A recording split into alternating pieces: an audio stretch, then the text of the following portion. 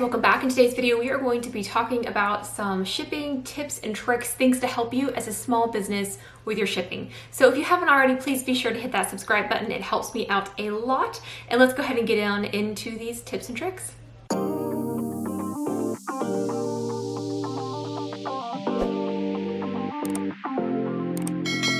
My first tip for you is going to be using USPS provided boxes. So if you go to the USPS website and you type in their boxes for priority shipping, it is going to pop up something like this. And there is a million different options.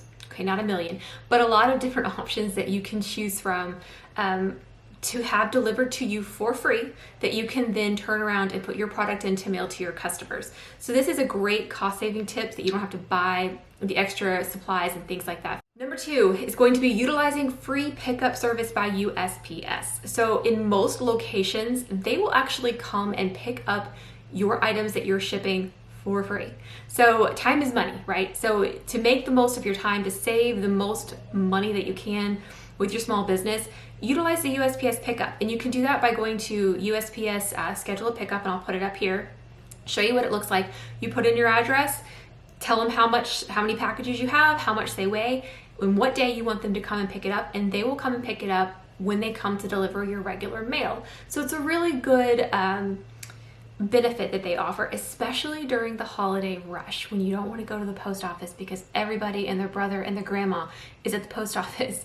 So definitely keep that in mind. Number 3 is going to be utilizing some form of shipping discount. So if you are selling on Etsy already has an agreement with USPS so that you are getting a discounted price when you buy the labels on Etsy as a seller.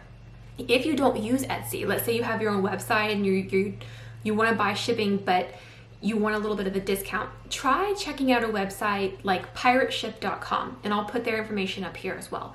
You create an account with them for free, and then you can buy the labels from USPS through that website, and they have a partnership worked out to where you can get a discount simply by buying it from Pirate Ship. It's still going to go through the regular mail, everything will be the same, but you get a discount.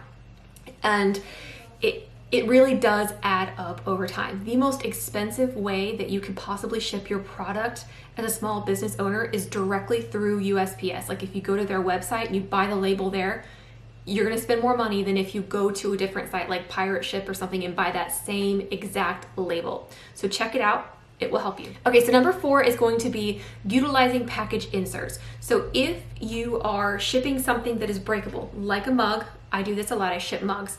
They need bubble wrap, they need something to help them not break. So you might want to consider utilizing these foam boxes, and I'll put them up here on the screen, what I'm talking about exactly. These are actually from Coastal Business Supply.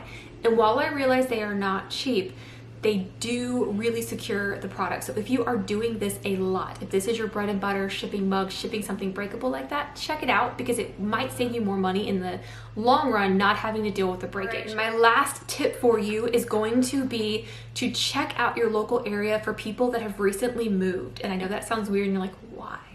Because they typically have packing supplies they're getting rid of. So if you are shipping something that you need wrapped, like moving paper, things like that, that can use in the box to insert, you might be able to take it off their hands for free, which is a huge way that you can save all the money. Because I personally, when I ship my items, I'm putting some packing paper in each box with the item to kind of secure it. So I will go to Lowe's and I will buy packing paper and I will use that. But if you can find somebody who's getting rid of that and they don't want it anymore, you can take it off their hands and you have just saved yourself some money and supplies. So it's just basically getting creative with what you have in your environment to make it work. So these are some shipping tips and tricks, ooh, that's a tongue twister, that have helped me, and I hope they help you. If you have some tricks that I am not aware of, I would love to hear about them. Please drop them down in the comments down below. And thank you so much for watching.